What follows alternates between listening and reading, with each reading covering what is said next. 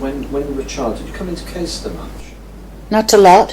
When I got to grammar school, I occasionally used to come out to my friends, Faith and Jane Gorbett, and stay tea, and then go back on the 7:15 bus. So what was Caistor like pre-war? Well, it was quite a busy little place. There was shops everywhere, seemed to be. You could get anything and everything. There was cobblers, there was a cafe where where that painting is. There was a cafe there.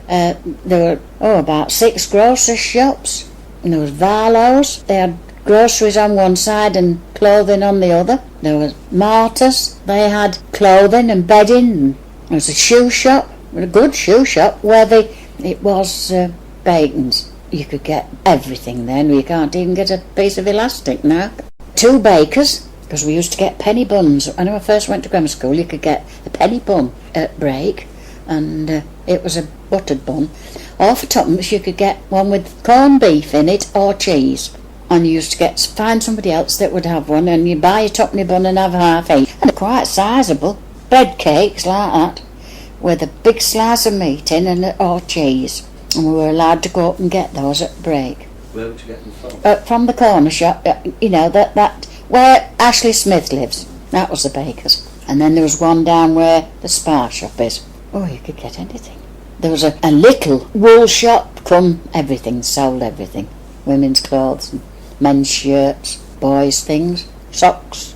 There was Stepnell's up the high street, where the antique shop is now. And they sell groceries, and they used to send a van out, which used to come to us at Swallow, and it had a rolled top back, and you used to push this top up, and you could climb in and get what you wanted. But he used to bring paraffin as well, but I never remember the food tasting of paraffin, but it must have done, mustn't it? I know it was at the side, but... Behind their shop, was there a bus step or... Yes, it was up... It was a bit higher than that shop. More at the top, there was a bus depot, Brown's bus depot. And there was a bus office there as well, on the high street. And there was a cobbler's. There were cobblers there, and a cobbler's where the railway shop is. And the sweet shop where Sarah Baker is, do they call her Sarah Baker? The beauty shop. And what else? Butchers. There's a butcher down where the post office is now. King's, yes. Was there a butcher shop opposite King's? Yeah, well, a bit further up the top, at the end of Cornhill, it was Callow's shop. Well, they had a hairdresser's, no? Yes. Mm-hmm. There was a second-hand shop down Church Street, and a printer's, where the Catholic Church is. Briggs's, of course. And there used to be a petrol pump outside Briggs's.